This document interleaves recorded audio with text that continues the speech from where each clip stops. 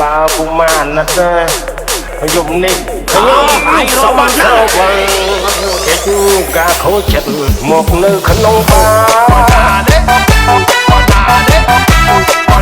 ប្រាប់តែជួយជួយ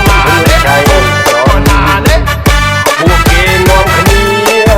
ចូលមកឲ្យខ្ញុំស្លោស្លន់លុយសឹងមិនតន់មិនចង់ជួបមិនអាក្រក់ចង់រៃរឿងអីអ្នកគិតលុយស៊ូ